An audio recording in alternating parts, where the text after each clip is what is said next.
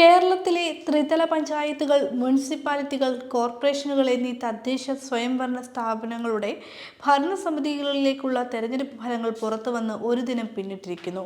തെരഞ്ഞെടുപ്പിൽ മത്സരരംഗത്തുണ്ടായിരുന്ന പ്രമുഖ രാഷ്ട്രീയ പാർട്ടികൾ, മുന്നണികൾ തുടങ്ങിയവയുടെ പ്രാഥമിക പ്രതികരണങ്ങൾക്കപ്പുറം തെരഞ്ഞെടുപ്പ് ഫലം സംബന്ധിച്ച സൂക്ഷ്മവും വിശദവുമായ വിലയിരുത്തലുകൾ ഇനിയും പുറത്തുവരാനിരിക്കുന്നതേയുള്ളൂ. 6 മാസത്തിനുള്ളിൽ നടക്കുന്ന സംസ്ഥാന നിയമസഭയിലേക്കുള്ള തെരഞ്ഞെടുപ്പ് സംബന്ധിച്ച സൂചനയായ ബന്ധപ്പെട്ട എല്ലാവരും തദ്ദേശ തെരഞ്ഞെടുപ്പ് ഫലത്തെ വിലയിരുത്തുന്നത്. കഴിഞ്ഞ ഒരു ദശാബ്ദത്തോളമായി കേരളത്തിൽ അധികാരത്തിലിരിക്കുന്ന ഇടതുപക്ഷ ജനാധിപത്യ മുന്നണിയെ സംബന്ധിച്ചിടത്തോളം കണക്കുകൂട്ടലുകൾക്ക് വിരുദ്ധവും കനത്ത രാഷ്ട്രീയ വെല്ലുവിളി ഉയർത്തുന്നതുമാണ് ഈ തെരഞ്ഞെടുപ്പ് ഫലം. പ്രതിപക്ഷ ഐക്യ ജനാധിപത്യ മുന്നണിയാവട്ടെ അതിരുകവിഞ്ഞ പ്രതീക്ഷയോടെയാണ് തെരഞ്ഞെടുപ്പ് ഫലത്തെ നോക്കിക്കാണുന്നതെന്നാണ് മുന്നണി നേതൃത്വത്തിന്റെ ഈ പ്രതികരണങ്ങൾ പ്രതിഫലിപ്പിക്കുന്നത്. ഈ തെരഞ്ഞെടുപ്പ് തങ്ങൾക്ക് കേരള രാഷ്ട്രീയത്തിൽ കാലുറപ്പിച്ച് മുന്നേറാനുള്ള അവസരമാണ് ഒരുക്കി നൽകിയിരിക്കുന്നതെന്ന് ദേശീയ ജനാധിപത്യ സഖ്യവും അതിന് നേതൃത്വം നൽകുന്ന BJPയും വിലയിരുത്തുന്നു. വരാൻ പോകുന്ന നിയമസഭാ തെരഞ്ഞെടുപ്പിലേക്കുള്ള ഡ്രസ് റിഹേഴ്സൽ ആയിരുന്നു തദ്ദേശ തെരഞ്ഞെടുപ്പ് എന്നതിൽ തർക്കമേതുമില്ല. എന്നാൽ ഈ തെരഞ്ഞെടുപ്പ് ഫലങ്ങളുടെ അടിസ്ഥാനത്തിൽ നിയമസഭാ തെരഞ്ഞെടുപ്പിനെ വിലയിരുത്തുന്നത് തിടുക്കമേറിയതും അപക്വവുമായിരിക്കുമെന്നാണ് മുൻകാല അനുഭവങ്ങൾ വ്യക്തമാക്കുന്നത്. കേരളത്തിലെ തദ്ദേശ തെരഞ്ഞെടുപ്പുകൾ, നിയമസഭ, ലോക്സഭാ തെരഞ്ഞെടുപ്പുകൾ എന്നിവയുടെ മുൻകാല ചരിത്രം അത്തരമൊരു അനുഭവമാണ് കേരള രാഷ്ട്രീയത്തിന് നൽകി പോന്നിട്ടുള്ളത്. ഇപ്പോഴത്തെ തെരഞ്ഞെടുപ്പ് ഫലത്തെ എത്രത്തോളം സത്യസന്ധവും യാഥാർത്ഥ്യബോധത്തോടെയുമാണ് ബന്ധപ്പെട്ട രാഷ്ട്രീയ പാർട്ടികളും മുന്നണികളും വിലയിരുത്തുന്നതെന്നും ഏതു തരത്തിലുള്ള ഗതിമാറ്റങ്ങൾക്കാണ് അവർ സന്നദ്ധമാവുക എന്നതിനെയും ആശ്രയിച്ചായിരിക്കും കേരളത്തിന്റെ രാഷ്ട്രീയ ഭാവി നിർണ്ണയിക്കപ്പെടുക.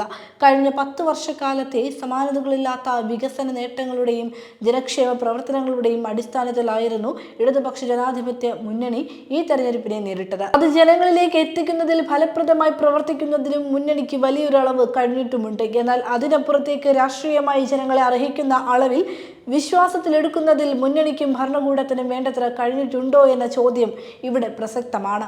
നാടിന്റെ സമഗ്രവും സർവതല സ്പർശിയുമായ വികസനവും ജനങ്ങൾക്ക് ഭരണകൂടം ഉറപ്പുവരുത്തുന്ന സാമൂഹ്യക്ഷേമ നടപടികളും ജനങ്ങളുടെ അനിഷേധ്യമായ അവകാശവും ഏതൊരു ഭരണകൂടത്തിന്റെയും രാഷ്ട്രീയവും സാമൂഹികവുമായ ഉത്തരവാദിത്വവുമാണ്. അതിൽ അറിഞ്ഞോ അറിയാതെയോ സംഭവിക്കുന്ന വീഴ്ചകളും അതിന്റെ പേരിൽ ഉന്നയിക്കുന്ന ഔദാര്യഭാവവും അവകാശവാദങ്ങളും മുഖവിലക്കെടുക്കാൻ ജനങ്ങൾ സന്നദ്ധമല്ലെന്ന സന്ദേശം ഈ തെരഞ്ഞെടുപ്പ് ഫലം നൽകുന്നില്ലേ എന്ന് ബന്ധപ്പെട്ടവർ വിലയിരുത്തണം.